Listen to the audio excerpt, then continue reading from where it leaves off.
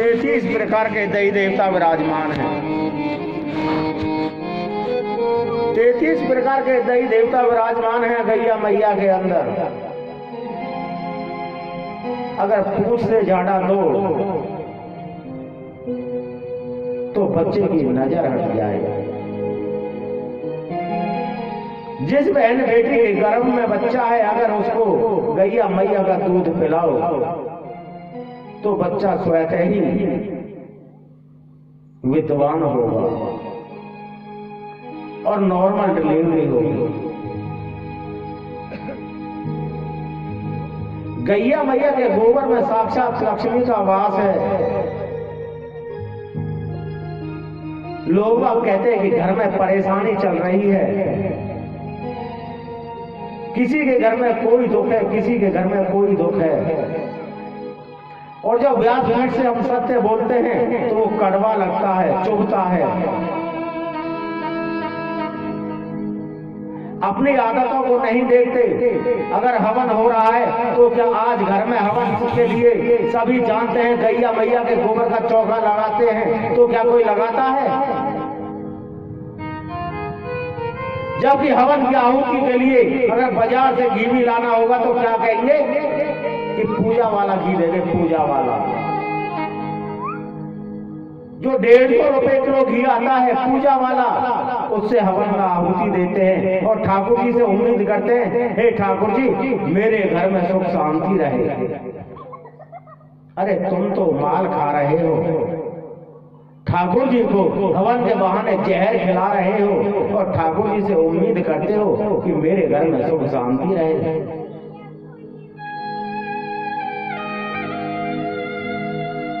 ठाकुर जी को याद तुम ढंग से कर नहीं रहे और उम्मीद इतनी बड़ी जता रहे हो। उम्मीद इतनी बड़ी। गैया मैया के मूत्र में साक्षात गंगा मैया का वास है। हमने देखा है महाराष्ट्र की तरफ, वहां जो दुकानदार हैं, बिजनेसमैन है ना, दुकान जब खोलते पहले चारों तरफ गैया मैया के मूत्र का छींटा लगा लेते हैं। लेकिन तुम्हारे घरों में तो मार्बल ठोके हुए हैं ना, पत्थर ठोके हुए हैं, तुम्हारा तो घर गंदा हो जाएगा।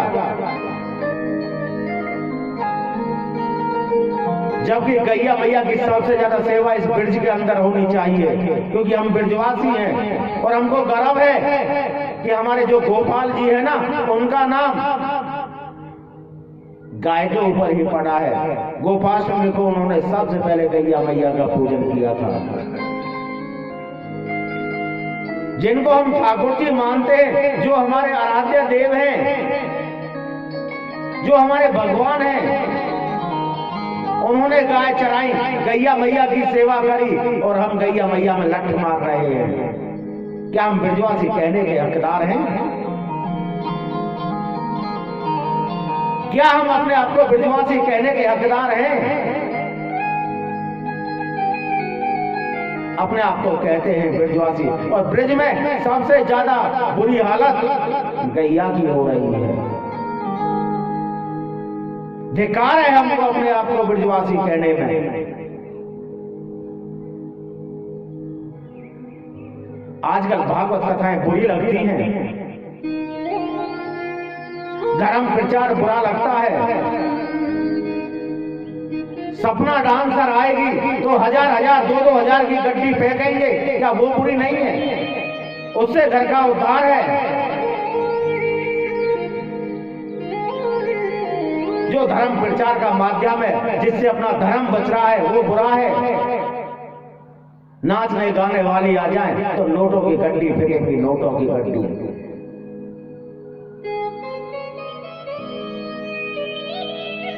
उम्मीद करते हैं कि घर में सुख शांति रहे।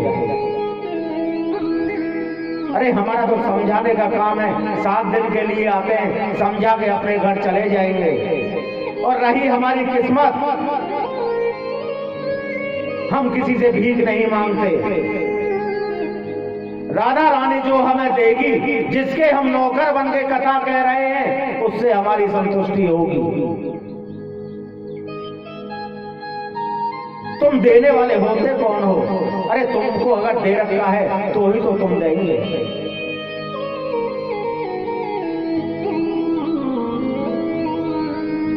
धर्म प्रचार में पूछते हैं कि भागवत कथा को किसने बैठाया? शर्म की बात है,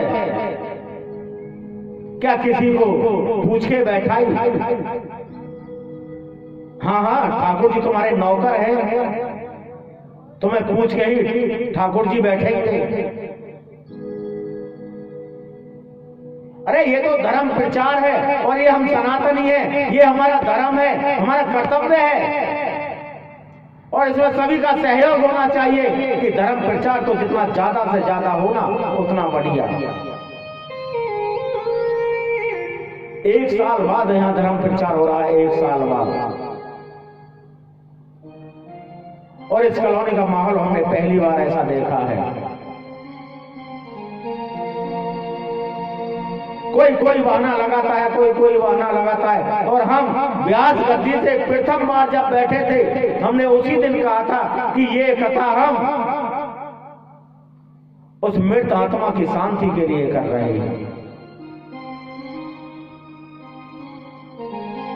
दुख हमको भी है, दुख सबको है, और जिस घर से बच्चा जाता है ना, दुख उसको भी है सबसे ज्यादा, ये हम जानते हैं।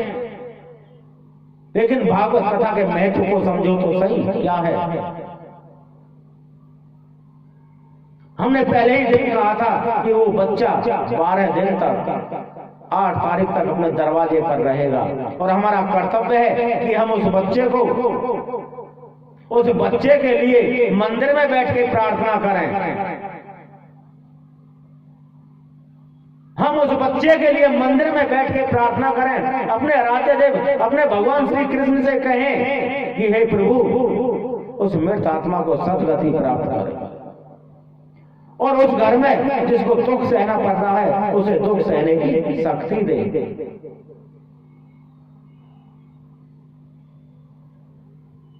उसे दुख सहने की शक्ति दे।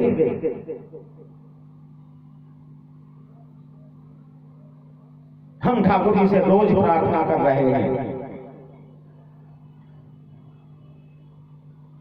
आपके कहने ना कहने से धर्म प्रचार नहीं रोकेगा, धर्म प्रचार तो चलेगा। किसी को आना है आओ, नहीं आना मत आओ, धर्म प्रचार तो होगा।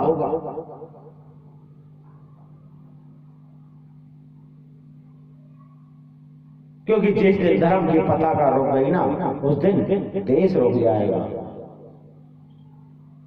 उस दिन देश रुक जाएगा।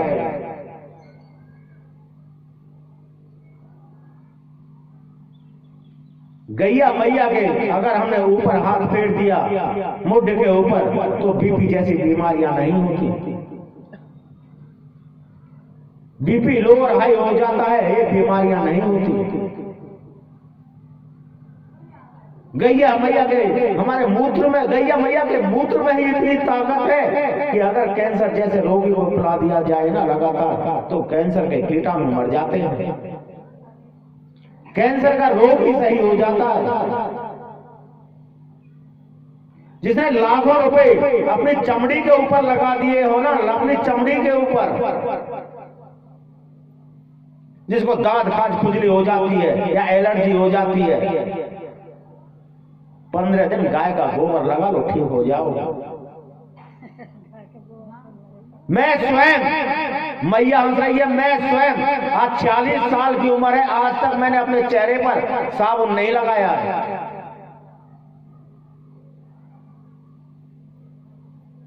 शायद गोबर से गिरना इसलिए मैया हंस रही है, मैं स्वयं गाय के गोबर से स्नान करता हूं। मैं गाय के गोबर से स्नान करता हूं, और मेरे चेहरे पर कोई अगर एक भी फुंसी दिखा दे तो बता दो।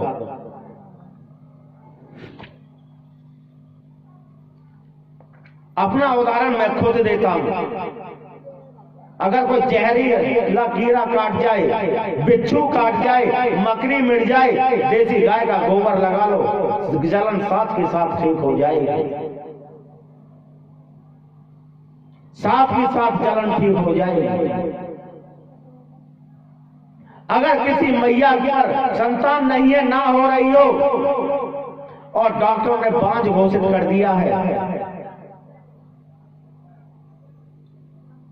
कोरे कागज पर लिख के दे दूंगा, गैया को एक मुट्ठी जौ रोज खिलाओ, और जब वो जौ गोबर से निकले ना, और उसमें धीरे धीरे पूरा फूटने लगे, 7 दिन का 15 दिन का एक रूटीन बना लो, और जब वो जौ इतने बड़े बड़े हो जाए ना, उनको काट के और उनकी चटनी बना के गंगा जल से ले लो, गंगा जल से ले लो, 100% बच्चा हो, चाहे लाखों रुपए क्यों ना लगा दिए हो। ये मैं व्यास गद्दी से आपसे कह रहा हूं, और ये मैं वैसे ही नहीं बोल रहा, ये मैं प्रमाणित वाक्य बोल रहा हूं, प्रमाणित वाक्य बोल रहा हूं मैं।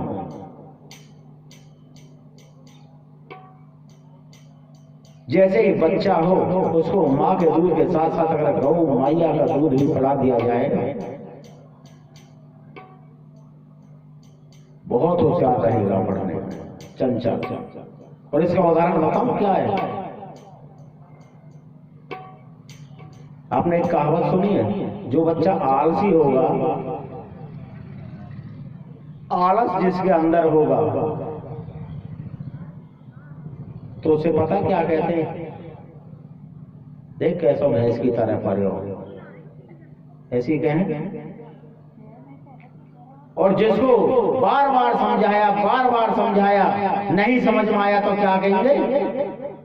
देख काय के मूड मार रहा है, आके तो कालो अक्षर भैंस बराबर है। ऐसा ही है ना, कालो अक्षर भैंस बराबर। और जो बच्चा होशियार होगा, शरीफ होगा, तेज होगा, उसे क्या कहेंगे? राम जी की गाय, देखते राम जी की गाय। कहावत है ना, बुजुर्गों ने ये कहावत झूठी नहीं बनाई, लेकिन हम उनको झूठ साबित करने की कोशिश कर रहे हैं। लेकिन आपके झूठ साबित करने से ये उस कहावत झूठी नहीं हो जाएंगे। गाय के गोबर को गोबर क्यों कहते हैं? भैंस के को गोबर क्यों नहीं कहते? बकरी जो करती है उसे गोबर क्यों नहीं कहते? उसे मेघनी क्यों कहते हैं? गधा घोड़ा लीद करते हैं, उसको गोबर क्यों नहीं कहते? लीद क्यों कहते हैं? गाय के गोबर को ही गोबर क्यों कहते हैं? पता है? कभी गौर दिया? गौ जमा में वर, वर का मतलब क्या है? वरदान। गैया मैया का वरदान।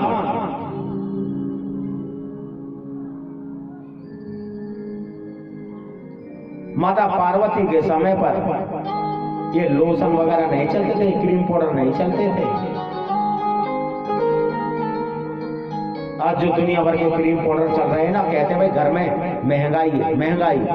अरे महंगाई तो तुमने कर रखी है। घर में अगर 6 प्राणी है ना, 6 प्राणी, 6 के नहीं है, 6 ही तो तौलिया चाहिए, 6 ही टूथब्रश चाहिए, 6 ही तरह की कोलगेट चाहिए, 6 ही साबुन चाहिए, 6 ही तरह के तेल चाहिए।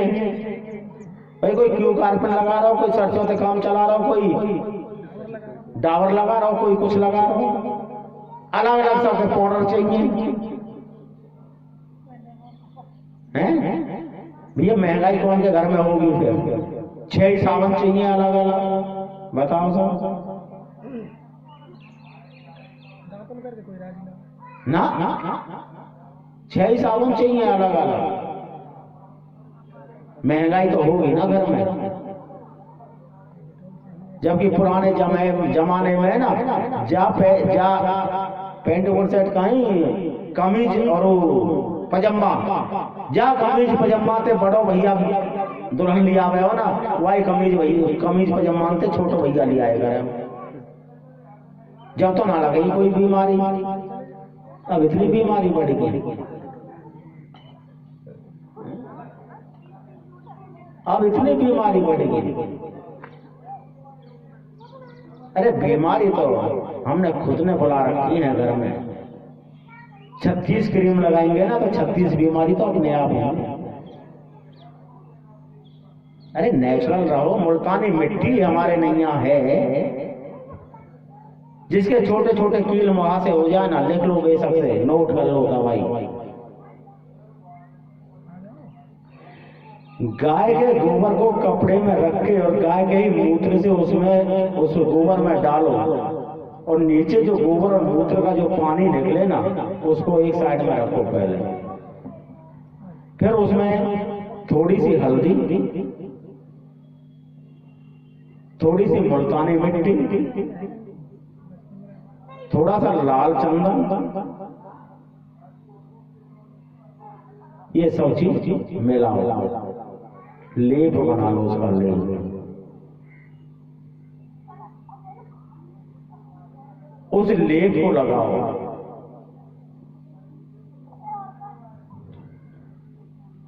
दस से 15 दिन में कील मुहासे खत्म हो जाएंगे। कील मुहासे 10 से 15 दिन में।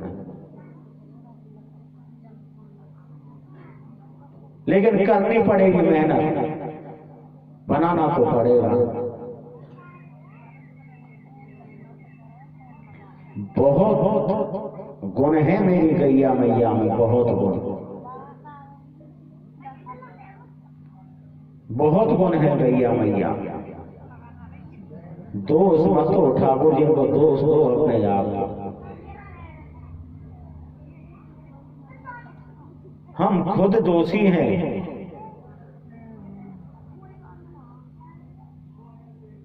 बड़ी शर्म आती है हमें भी जब हमारे ही हिंदू भाई अपने ही धर्म के ऊपर उंगली उठाते हैं। हम सोचने के लिए मजबूर हो जाते हैं कि ठाकुर जी ने इनको हिंदू कैसे बना दिया। बात बात पर बहस करते हैं। बहस कोई तरीका? अरे तुमको नहीं आना है मत आओ। तुमको अगर ठाकुर जी की बातें, धर्म प्रचार बुरा लगता है तो मत आओ, अपने घर बैठो।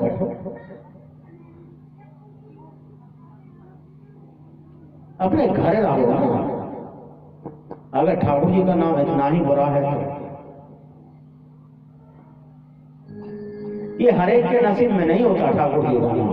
हर एक नहीं ले सकता ठाकुर जी का नाम। जिस पर ठाकुर जी की कृपा होगी ना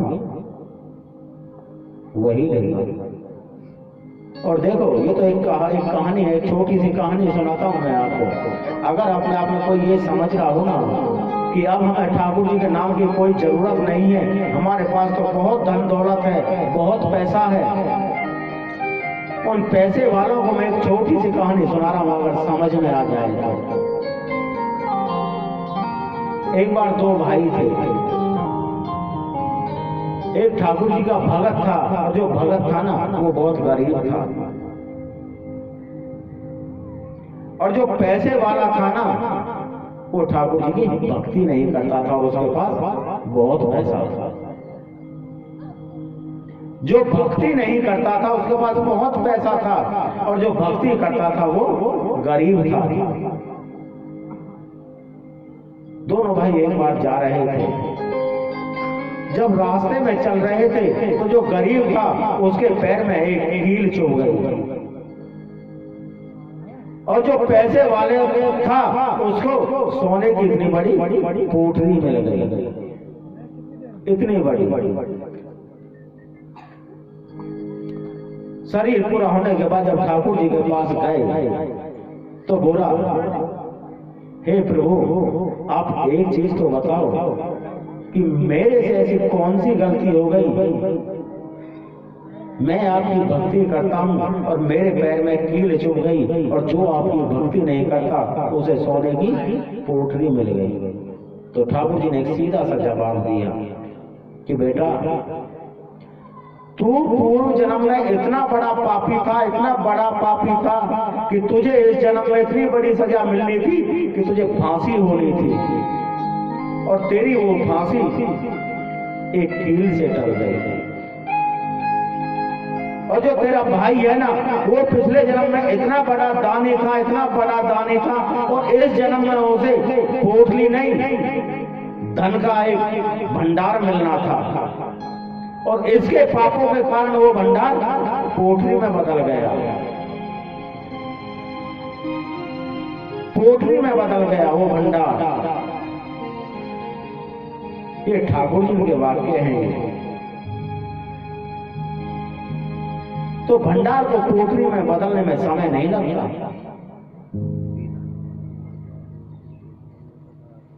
समय नहीं लगता।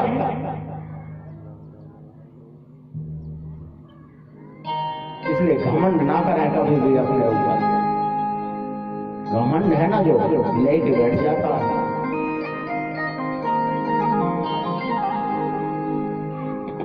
हमें गैया मैया की सेवा करनी चाहिए, क्योंकि हमारे गोपाल ने गैया मैया की सेवा करी है। हमारी यशोदा मैया भी अपने काना है पूछ से झाड़ो दे हैं। हमें ये चीज ध्यान में रखना चाहिए,